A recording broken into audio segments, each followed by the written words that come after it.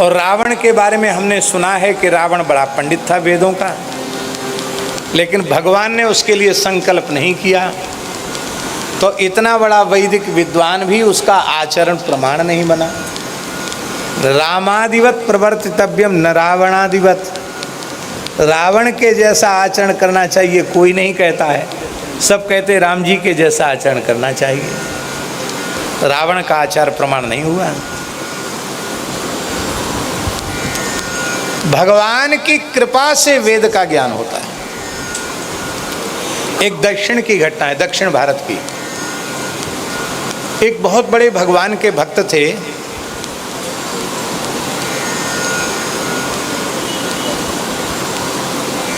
एक भगवान के बहुत श्रेष्ठ भक्त थे। चरण ऊपर कर ले नहीं तो सूजन आ जाएगी उसमें। अब ठीक। एक भगवान के बड़े श्रेष्ठ भक्त थे।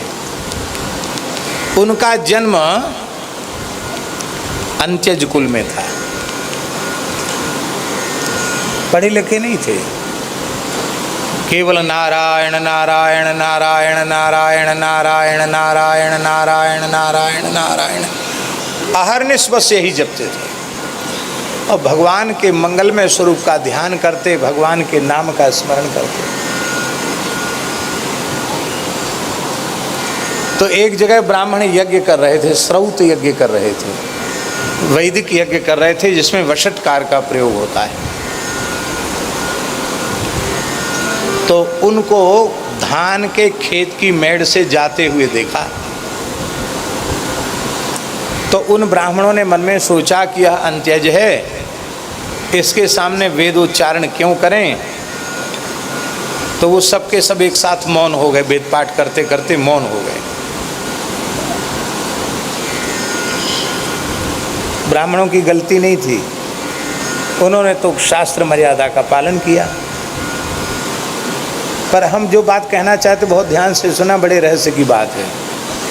ब्राह्मणों ने मंत्रोच्चार बंद कर दिया और तत्काल ब्राह्मणों को वेद विस्मृत हो गया।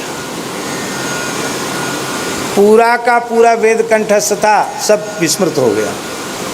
उनको 24 अक्षर की गायत्री भी भूल गई। अब संध्योपासन बेचारे क्या करें, एक दूसरे के मुंह की ओर ताकें, ये हुआ क्या, हम लोगों को एक भी मंत्र याद नहीं, सारा ज्ञान ही लुप्त हो गया। अरे जैसे आजकल कंप्यूटर से मेमोरी सब गायब हो जाती है, ऐसे ही सब गायब हो गया। ये क्या हो गया भाई, क्या कहते हैं उसको, हैं? अब जो डिलीट हो जाता है। हमारे जगदीश दास जी बाबूजी पुराने आदमी, तो पुराने आदमियों को ज़्यादा मोबाइल चलाना नहीं आता। एक लड़का बोला कि हम इसको ठीक कर देते हैं। उसने ठीक क्या किया पता नहीं, कौन सा बटन दबा दिया, उसमें जितने नंबर पुराने थे कहीं कहीं वो सब एक साथ गायब हो गए। बोला जैसा दुकान से आपने लिया था बिल्कुल वैसा ही हमने एकदम ताज़ा करके दे दिया। बोले भाई अब ना तो हमको उतना याद है ना आगे होगा। महाराज फ़ोन रखते नहीं है, सारा व्यवहार हम करते हैं, अब कैसे होगा। हम सोले महाराज जी बड़ा बुरा हो, कुछ नहीं हुआ। जब मोबाइल नहीं था तब भी लोग जीवित रहते थे, इसलिए अपने आप हो जाएगा। जो व्यवहार चले चले, न चले बिल्कुल न चले, अपने को इसलिए परेशान होने की ज़रूरत नहीं। तो जैसे सब डिलीट हो जाता है, ऐसे ब्राह्मणों का वेद डिलीट हो गया। अब वो सब बड़े दुखी हो गए। तो मीमांसा करने लगे, विचार करने लगे कि आखिर ये कोई बहुत बड़ा अपराध बना है तब ये हुआ, ऐसा हुआ क्यों। तब उनके समझ में आया कि एक श्रेष्ठ भगवान के भक्त यहाँ से जा रहे थे, रंगनाथ भगवान के भक्त। उनको देख कर के हम लोगों ने वेद पाठ बंद कर दिया। कहीं भगवान के भक्त के तिरस्कार के कारण ऐसा तो नहीं हुआ। यही एक कारण हो सकता, और तो कोई कारण नहीं है। तो चलो भाई उस भक्त से पूछें। तो सब ब्राह्मण पीछे लगे, तेजी से चले। वो अपनी गति से जा रहे हैं। महाराज महाराज ठहरिए ठहरिए ठहरिए। महाराज खड़े हो गए। इतने ब्राह्मणों को आते हुए देखा तो उनके तो शरीर में रोमांच हो गया। पुलकित हो गए, गदगद हो गए। ब्राह्मण तो साक्षात भगवान का स्वरूप होता है। उन्होंने साष्टांग लौटकर भूमि पर दंडवत किया। वाह, आज भगवान कितने प्रसन्न, इतने रूपों में भगवान मेरे सामने आ गए। कहो महाराज, हम तो आपसे बात करने लायक भी नहीं हैं, आपने कैसे कृपा की? अरे बोले महाराज, कृपा छोड़ो, हमारा वेद विस्मृत, आप कृपा करो, हमारा नहीं, सब धर्म का लोप, क्रिया कर्म का, सदाचार का, सबका लोप हो रहा है। तो हुआ, सारी बात बताई कि ऐसे वेद पाठ बंद किया तो सब बंद ही हो गया। तब उन्होंने कहा कि मैंने तो इसको अपमान बोध के रूप में माना नहीं, लेकिन यदि भगवान के मन में ऐसी बात आ गई है कि हमारे प्रति निकृष्ट बुद्धि करने के कारण आपका वेद विस्मृत हुआ है, तो हम भगवान से प्रार्थना करते हैं कि भगवान ब्रह्मण्य देव हैं, इन ब्राह्मणों को वेद पुनः स्मृति में आ जाए।